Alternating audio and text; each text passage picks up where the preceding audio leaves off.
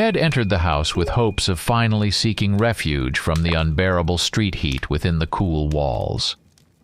He promptly made his way to the kitchen, swung open the refrigerator, and fetched a life-saving cold soda. Leaving his bag of thick notebooks with play scripts upstairs in his room, he wiped away the beads of sweat from his glistening forehead and descended the stairs, traversing the corridor into the wide, spacious hall, and flopped onto the couch, taking a sip of the cool, fizzing, almost magical drink. He reminisced about his plans, anticipating the unforgettable weekend ahead after a grueling week at the theater club, rehearsals upon rehearsals. He was tired of reciting monologues repeatedly. Glancing at the wall clock, it read 4 in the afternoon. Mom would be back from work soon. Dad wouldn't be home until late in the evening. For 2 whole months now, the unrelenting heat had tormented the residents of the small town. Summer had arrived earlier than expected this year, and if you discounted the almost 1.5 months until its logical conclusion, you could confidently declare it a success. The Fletcher household, unremarkable and no better or worse than the rest, nestled away from the bustling city center with its high-rise buildings, was situated on the southwest outskirts of town. A convenient spot in close proximity to nature and removed from the pulsating central hubs, prone to boiling over with inevitable incidents. Ted lived with his parents and had yet to contemplate separating, despite his almost adult age. He was turning 18. He hadn't seriously thought about needing a girlfriend and living a separate life soon. No. He enjoyed being free, leading a carefree, naive lifestyle, not demanding much from it. Since school, Ted had adored computer games and browsing the internet for interesting, engaging youth websites. He preferred entertaining and educational TV quizzes, where participants with high erudition were challenged with complex questions and elaborate answers.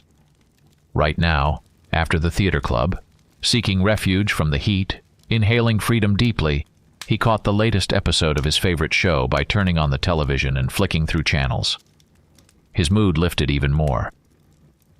"Mom, my friends and I from the club decided to spend the weekend out in nature." "How are your stage performances going?" Mrs. Susan's tired face, outlined with business-like features after a day's work, appeared. "Yeah, I'm not bad. We have a big premiere next week. You'll come, won't you, Mom?" "How could I miss that? And of course go. Have fun with your friends." "Maybe Dad will lend me the car?" "I'll talk to him," Susan encouraged. Ted beamed with a broad smile, approached his mother, and bestowed a grateful kiss on her cheek. "Just make sure it's without any adventures," she tenderly murmured. "Oh, by the way, where are you all going?" "To the river, probably," Ted said. His mother looked at him. Her eyes, on her slender face, peeking out from under not very long, thick black hair, immediately filled with seriousness. She stepped away from the stove, where she was preparing dinner, wiped her hands on her apron, took today's newspaper from the sideboard and handed it to her son. Watching his mother's movements, Ted moved his eyebrows in surprise. On the first page, under the heading Riverside Observer, he read, moving his eyes quickly over the large highlighted text. Then he turned his gaze back to his mother. "It's better to have a picnic somewhere else," Susan cautioned conclusively. "Oh, come on, Mom." Ted returned to his previous mood. "It's all fairy tales, yellow press fantasy. Mrs. Elizabeth said that park rangers advised against relaxing by the river. That cursed energy company ruined our entire ecology." "That company hasn't been around for over 3 years. It's all in the past," Ted interjected. "Mrs. Elizabeth says the river might be contaminated despite the company no longer operating and all those waste buried deep underground. And she also said that wild animals' roars can be heard at night there. Ted, my boy, maybe you'll go to another safer place." "Mom, The river skirts all the nearby forests. Where else can we go?" His smile took on a reproachful tone. "And all these newspapers will print anything to make more money. Mrs. Elizabeth talks a lot. I'm not sure her words can be trusted." "Teddy," Mom exclaimed. "Don't forget she's my close friend, and for God's sake be careful." Susan's voice rose slightly. Ted turned back to the newspaper, eyebrows furrowed. After a pause, he spoke again with the same sarcastic smile. "I'll be careful."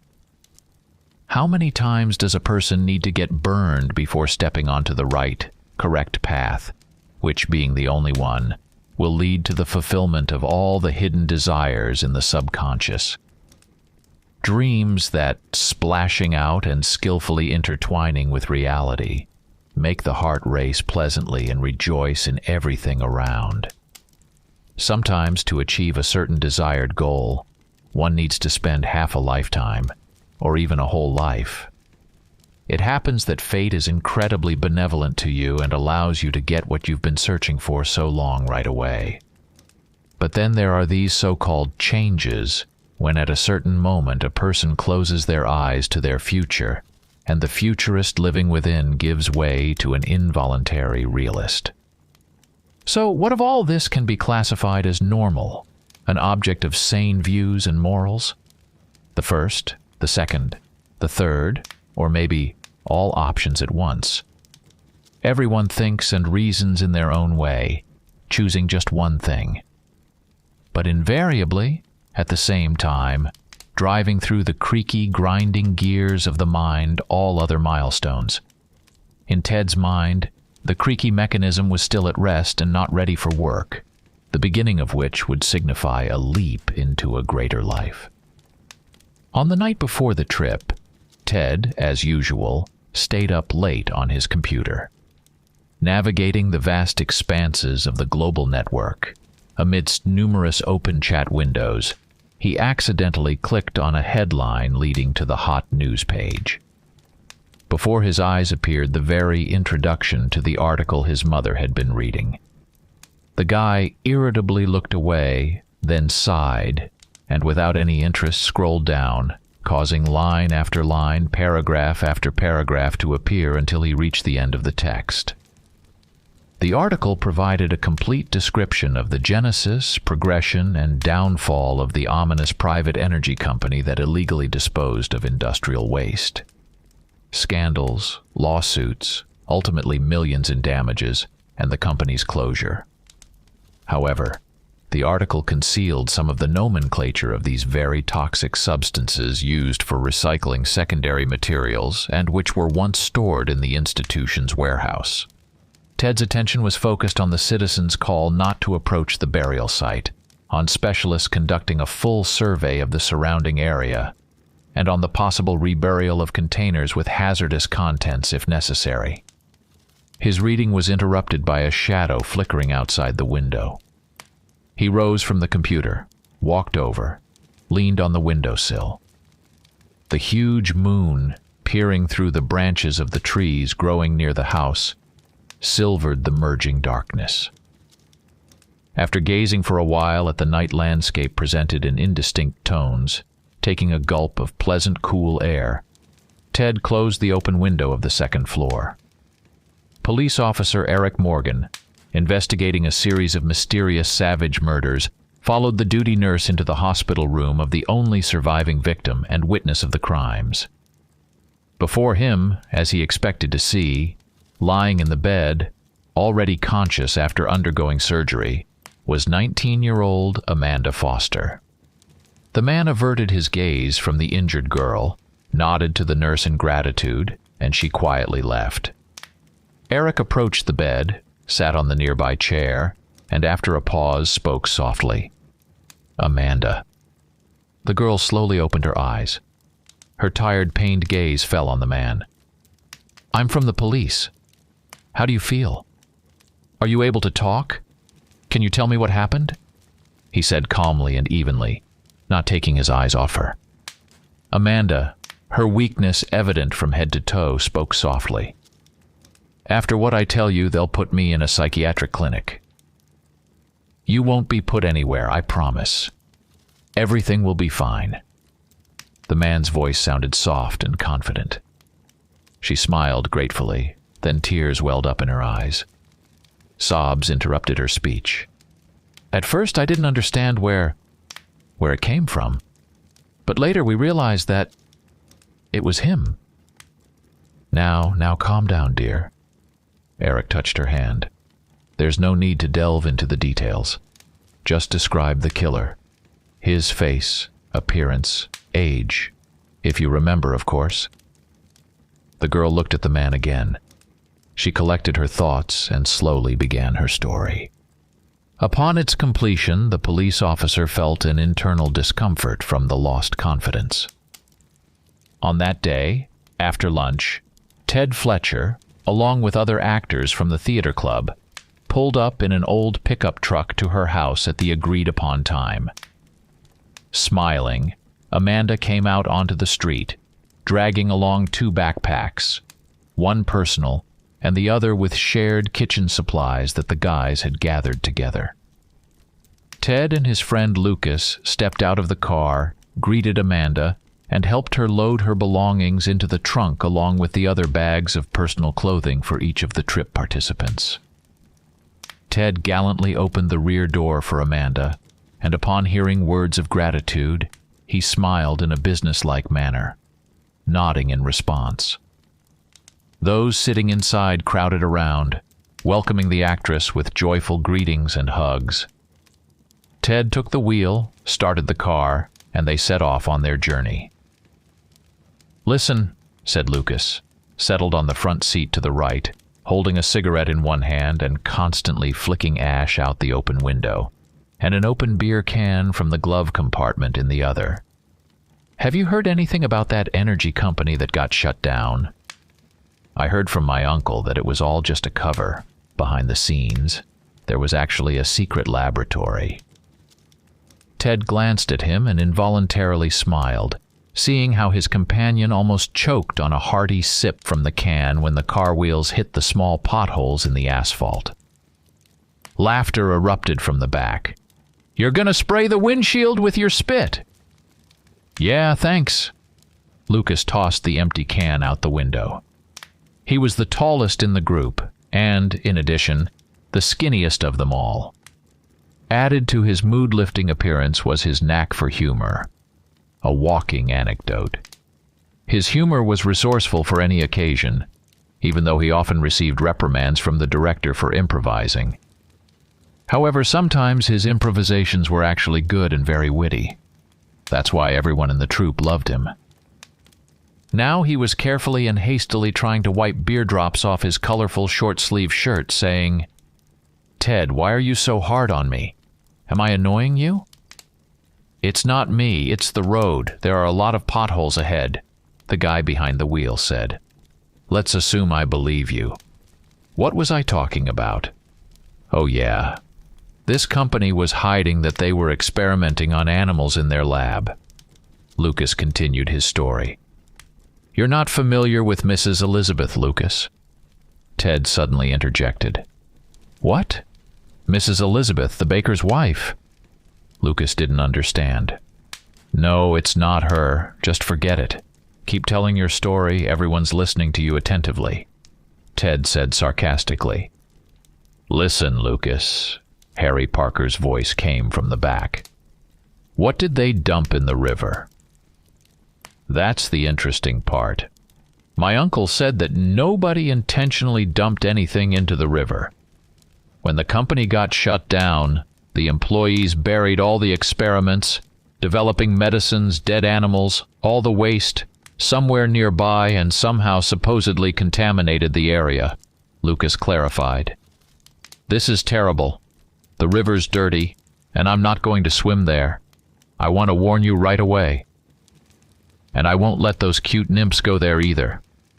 Harry smirked arrogantly and hugged the girls sitting next to him. They giggled sympathetically. "Behave yourselves, and don't drink too much. Cops might show up, ask us to leave the place." "We'll have to go home," the driver suddenly said.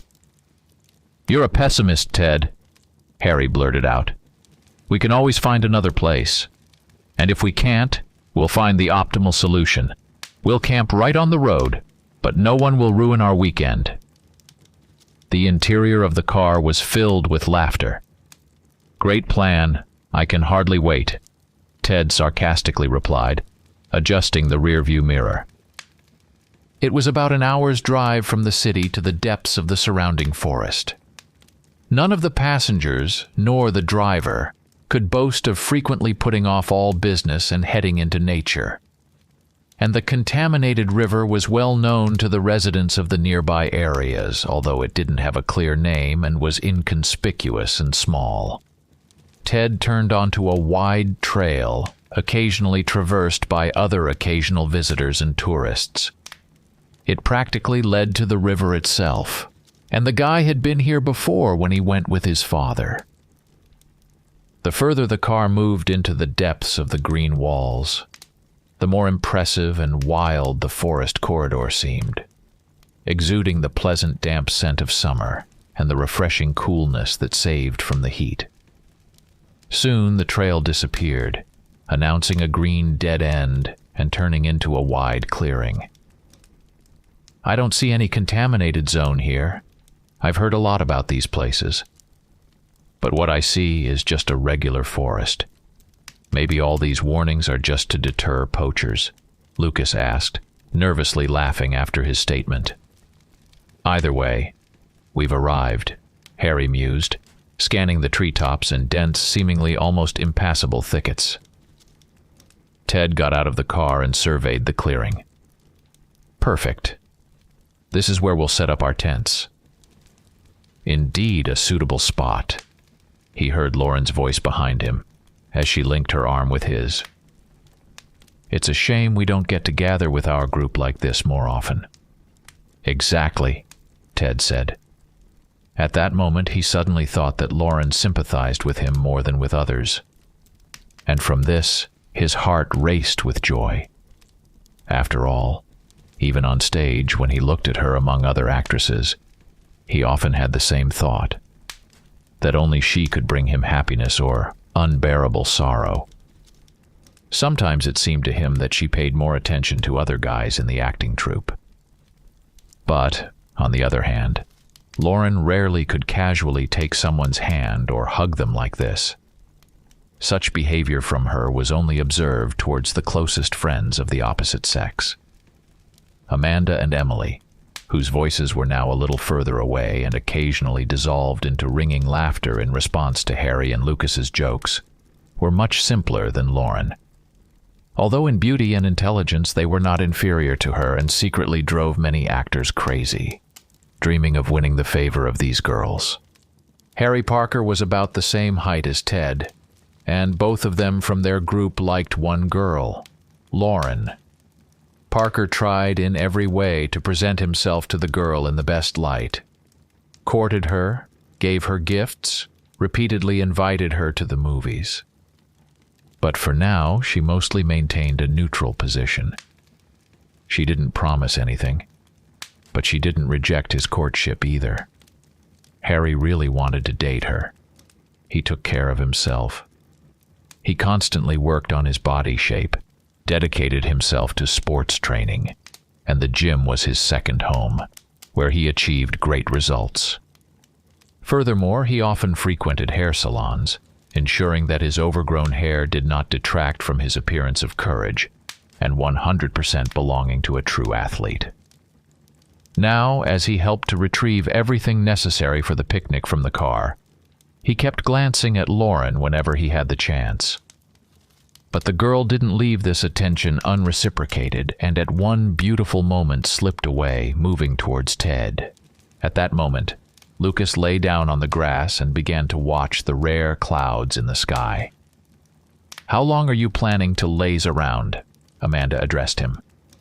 "Yeah, I'm ready to fall asleep like an ordinary medieval traveler," Lucas replied, smiling, understanding the hint. The hot day gradually gave way to a cool night, permeated with the same aroma of wild thickets and berries. The moon had already emerged in the clear sky, peeking through the treetops, and a visible array of countless stars appeared over the clearing. The campers settled around the campfire, finishing off the sandwiches they had brought with them and listening to Lucas's story. Being the livelier one among the group, he decided to scare the others before bedtime with some scary tale. And since he was a big fan of the writer Stephen King and had reread most of his works, he decided to retell one of the most memorable stories without mentioning the author's name, so as not to distract the audience. The story was called The Cat, and was about an old man who wanted to get rid of his cat. It was possessed by a demon, which at the most unexpected moment turned the animal into a werewolf and killed people, and about how this old man hired a hitman for this very cat, fearing to approach it himself. He paid a tidy sum and had the pet taken far away while it was in a dormant state and disposed of. And then this creature woke up right in the car of the astonished killer. A professional, and what atrocities it committed with him. Lucas recounted, naturally mentioning all the bloody details and embellishing as storytellers usually do, keeping the listeners in suspense from beginning to end. Approaching the climax of the story and smiling as he noticed Amanda subtly leaning towards Harry and Lauren towards Ted, he glanced around looking for the third girl named Emily. He saw her sitting apart, finishing off the last bottle of soda. Emily returned to the campfire with a smile, apologizing for interrupting his thought. Lucas cast her a brief, smiling glance, and suddenly felt the desire to be alone with her. Her thick, light hair gathered back into a long ponytail. Her attractive appearance and slender figure spoke for themselves. And in Lucas, his feelings spoke of being overwhelmed by the copious amount of alcohol he had consumed. And after one more gulp from the can, he suddenly forgot what he had just been talking about.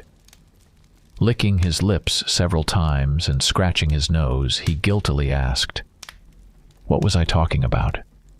Oh yeah, the cat." Leaving the torn body of the man by the car that veered into the ditch, this creature swiftly disappeared into the field, as if it had some unfinished business. That's all. He tactfully shrugged. Harry and Ted laughed. Lucas smiled at first, then burst out laughing himself. "How can anyone read such things?" Amanda suddenly asked seriously. In a second or two, the unamused expression vanished from the faces of the other girls, and the atmosphere of merriment bubbled up again in each one. Only Amanda remained pensive about something. "Well, in that case, I'll tell you another short story. About a gangster," Lucas said, symbolically pulling out a miniature silver revolver from his belt, the kind that fits into any purse pocket and is convenient for self-defense. "In the hospital." "Is that the revolver?" The policeman pulled the weapon, enclosed in a transparent bag, out of his pocket. "Yes," Amanda said. Her gaze was full of fear. At the first glance at the gun, reflecting glints of fire, Ted flinched at the thought that it was loaded with live ammunition, and the drunk Lucas waved it around carelessly while telling the story. "Lucas, where did you get it from?" "Borrowed it from my uncle?" "Are you out of your mind? What if we get caught by the police?" Ted continued. Lucas wanted to say something, but instead, a shot rang out into the ground, startling everyone. "What are you doing, you idiot? Give it to me!" Ted rushed towards him. "Are you going to shoot us all here?" The drunk Lucas started yelling something, reducing everything that had happened to just a prank. But Ted was determined to stand his ground and take the dangerous toy away from his friend. A brief struggle ensued, during which another shot rang out, making the frightened girls shriek. Suddenly a roar came from the forest thicket. A dead silence fell over the clearing. Everyone froze and stared into the darkness from where the sound was coming. At that moment, Ted, taking advantage of the situation, quickly took the gun from Lucas and gave him a stern look. No one expected that the next moment a dark creature would emerge from behind the trees and attack the armed guy. The beast literally knocked Ted to the ground. Another shot rang out. The creature bit into the guy's neck and just as quickly as it appeared, disappeared behind the trees. Everything happened so fast that for some time no one could understand exactly what had happened. Only when Lucas, staring in horror at his motionless friend, rushed to him with a cry of terror, did Harry jump off the ground and also run towards Ted. Turning him onto his back, they saw a lot of blood on his neck. The guy was dead. What? How did this happen? Oh my God, what just happened? Parker yelled in disbelief at the trembling Lucas, who seemed about to lose consciousness any moment. Sometime later, Harry continued to hold and comfort the shocked, tearful Amanda and Emily.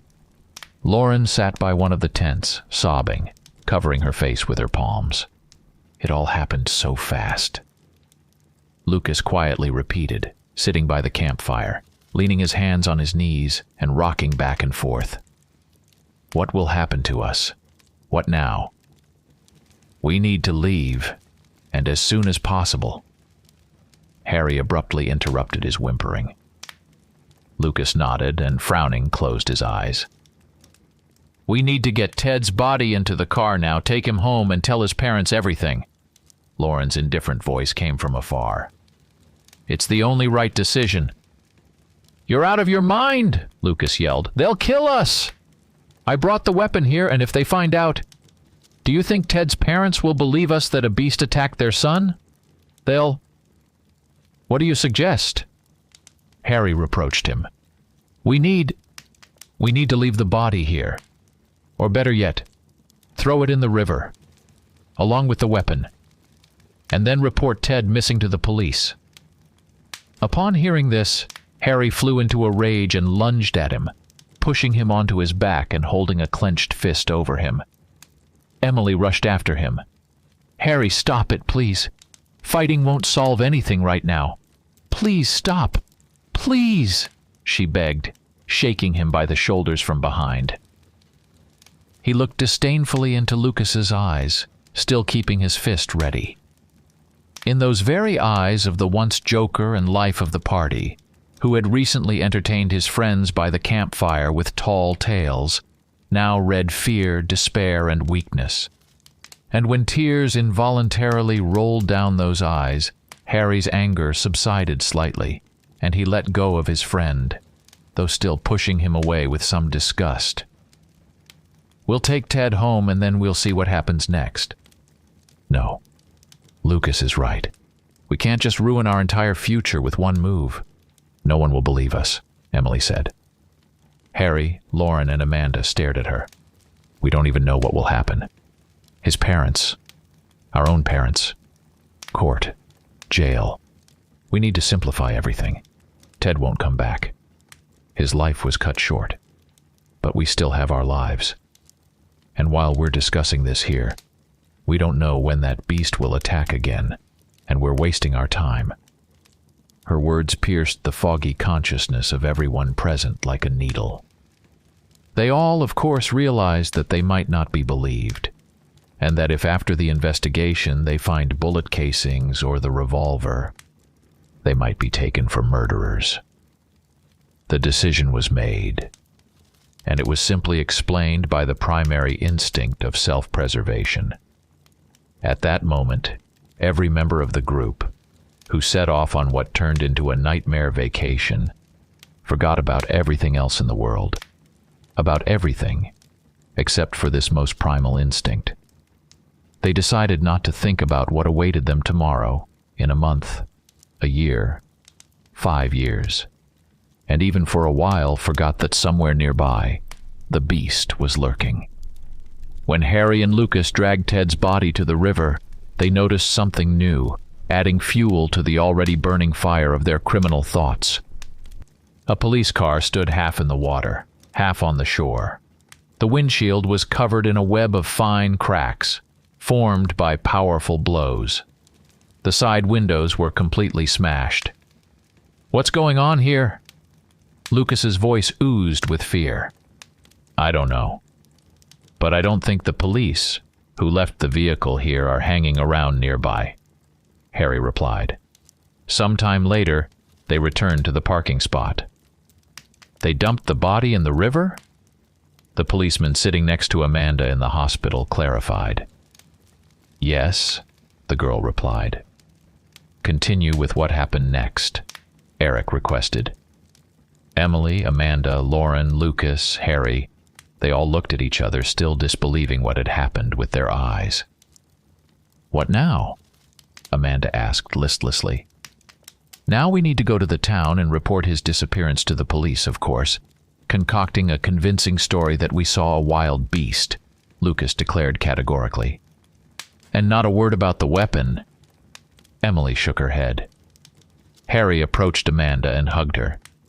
Nestling into his chest, she burst into tears again. "We'd better get out of here now. We've lingered for too long." Emily summed up everything. And so they did.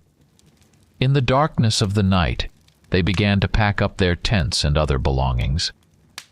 Although they had decided to head back, they couldn't force themselves to leave the forest. Their conscience gnawed at them from within, eating away at their hearts and souls. Moreover, they discussed the smashed police car by the river. What was really going on here? Could the police, even if injured in a confrontation with potential enemies, simply abandon their service vehicle like that? Perhaps there was another explanation. Criminals dealt with the law enforcement officers, hid their bodies somewhere, and abandoned the car in the bushes. But in that case, this place would now be swarming with search teams looking for their colleagues. In general, the comprehensive answer to all questions now amounted to zero. And the 5 travelers finally decided to get out of here as far as possible. Tormented by various thoughts that wouldn't let her go, Lauren, with sadness in her eyes and heart, numbly watched her friends gathering their belongings into the car. Why did it have to happen to her? The event that tore her apart from the inside, causing her heart to break into pieces. She took a step, then another towards the camp, when suddenly she thought she heard some movement in the depths of the thickets. She stopped, listened. No, it wasn't hallucinations. She distinctly heard someone approaching, rustling through the dry stems of wild plants and branches. Again, that dark beast. But then the rustling stopped, as if teasing her. No, it wasn't a beast. It would have attacked her. It was someone else. She quickly headed towards the car, where the others were standing ready to leave, and grabbed a flashlight from inside. "What are you doing?" Harry asked. "I'll be right back," Lauren replied, and headed towards the thicket, towards which the car's headlights were directed. She moved along a narrow, barely visible path through the thickets, which the guys used to go to the river. She aimed the flashlight in different directions, hoping to illuminate the wounded police officer. Unlike her friends, whom she now considered former friends, Lauren wanted everyone to know what had happened, and she wasn't going to hide the events of this night from the police. However, she couldn't say it to the others. Otherwise, she might also end up in the river. Emily was ready to do anything for that idiot Lucas. She decided to find the policeman who might have been nearby. A couple of times Lauren even called out. But the response was an exhausting silence, interrupted only by the distant, indistinct voices of the young people near the car. Unnoticed by herself, the girl walked down to the river. The police car was exactly where the guys described it. But there was no one around. The quiet murmuring of the running water in the darkness was the only thing present here now. Although, no. Lauren, startled, heard someone's heavy, deep breathing to her right. The beam of the flashlight reflected in someone's gigantic, wild eyes. A strong, clawed paw strike. Lauren's blood gushing from her torn throat. "Where is she?" Harry exclaimed nervously. "I'll go after her," Lucas said, climbing out of the car. As soon as he approached the grove, something leaped out at him from the bushes.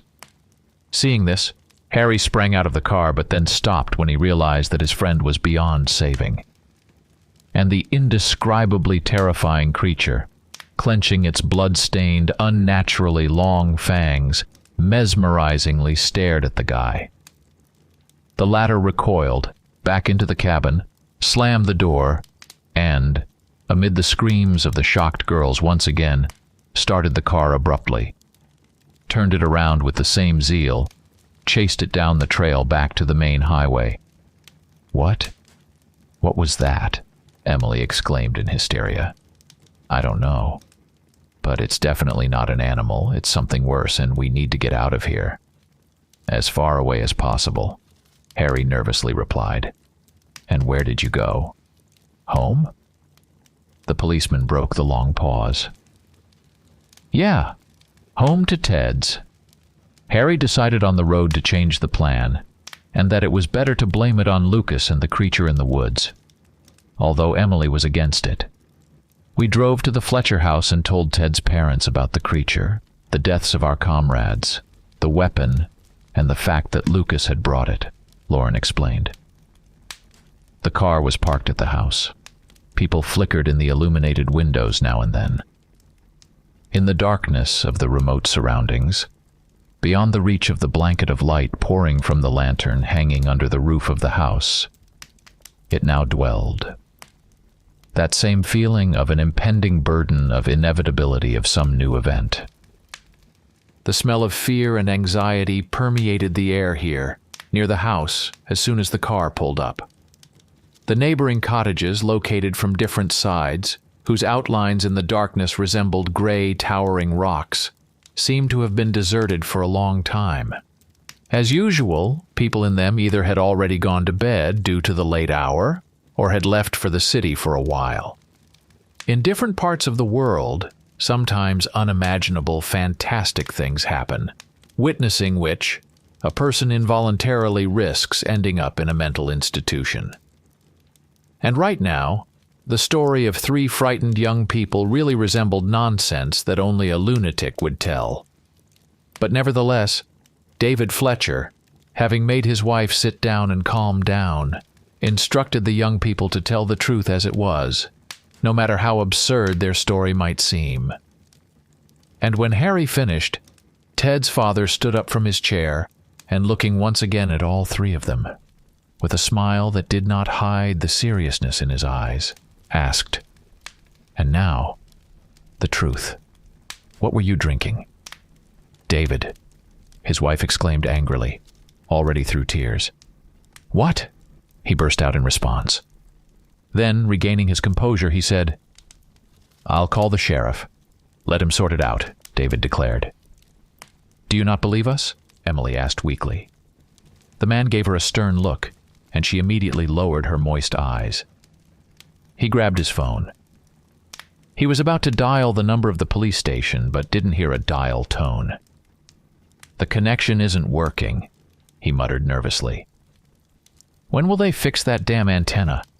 Susan said, her eyes fixed on the young people, just like her husband, not believing their story. Although she realized that something had happened, right there, in the forest, by the river. Something terrible, if not worse. Maybe Teddy was really dead. She covered her face with her hands. "I'll go to the sheriff," David said, stepping outside the kitchen and opening the front door. Suddenly, a horrifying, choking scream pierced the air. Everyone rushed into the corridor and found themselves in the hall in a heartbeat.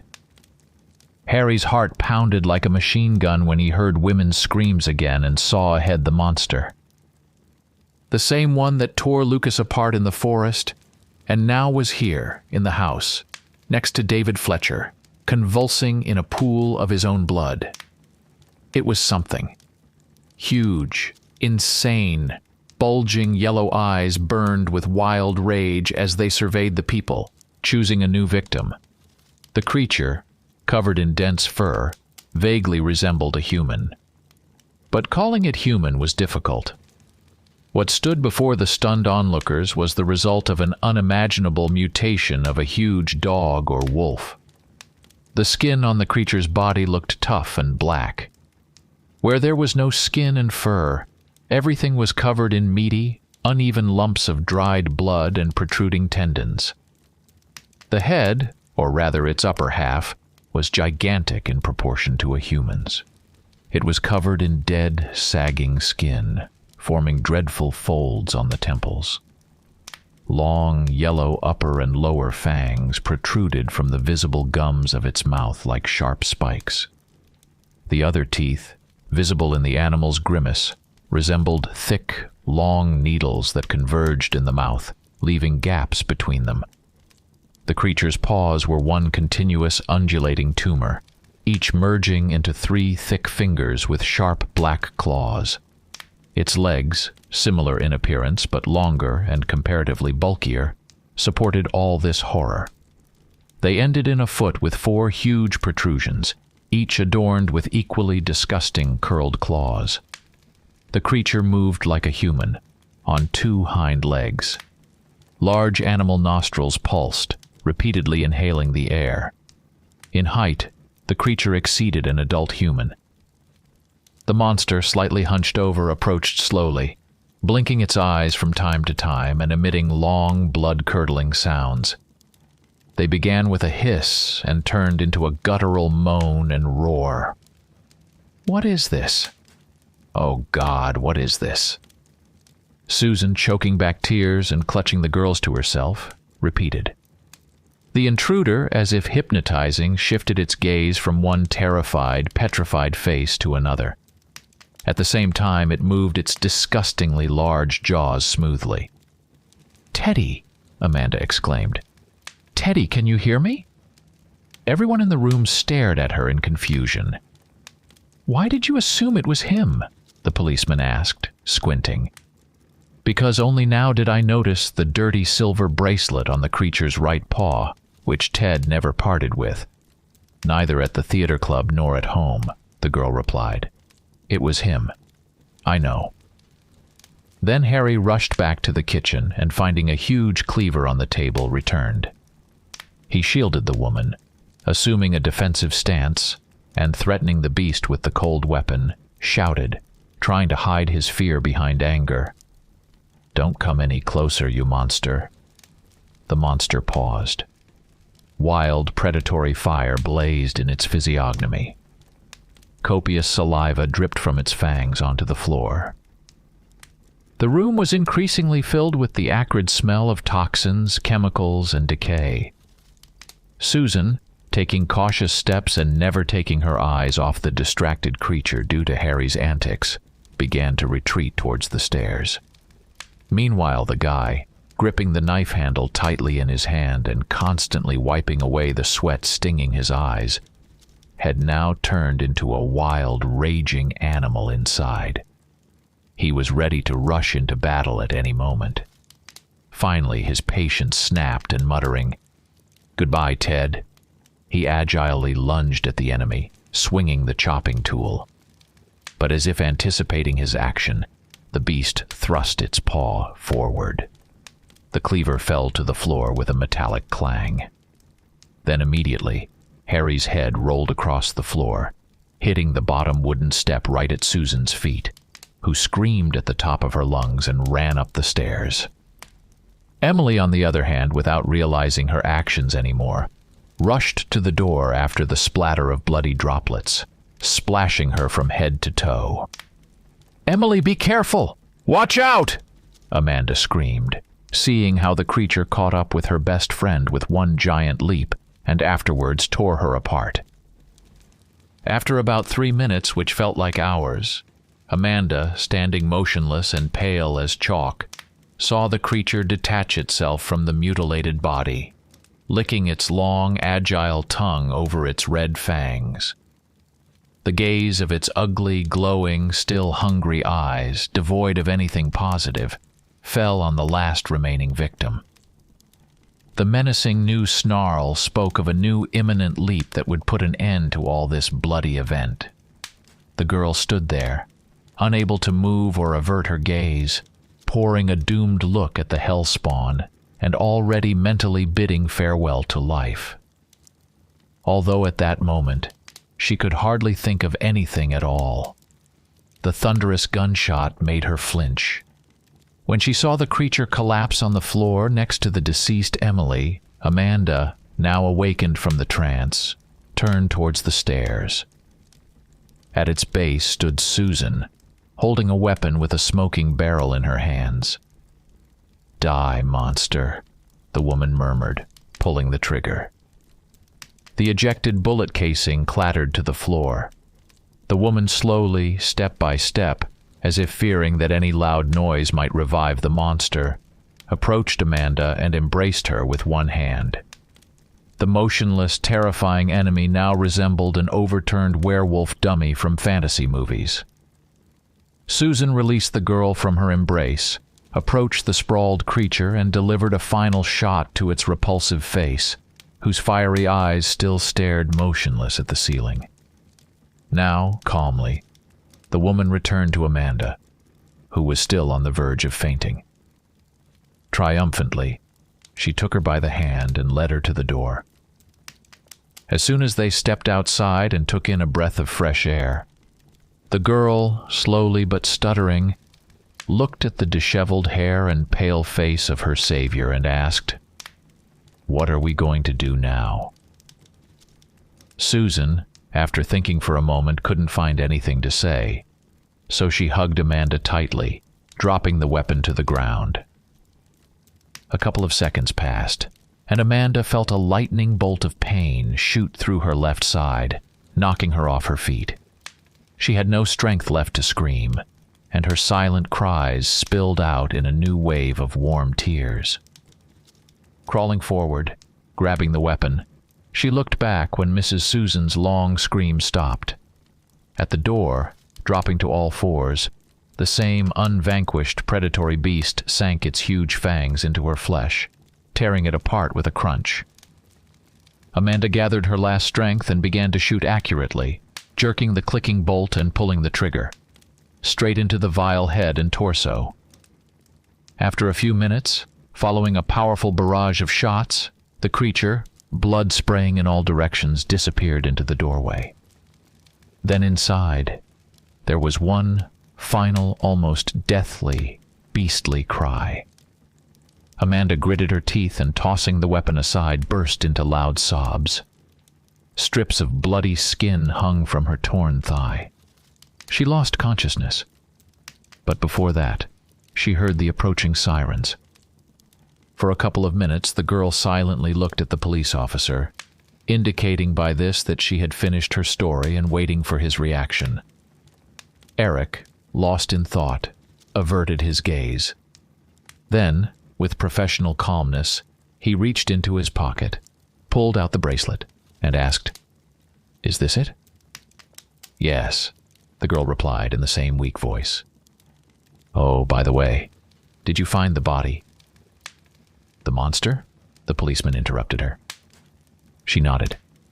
"No," he said apologetically, staring guiltily at the silver chain in his hand. "Don't you believe me?"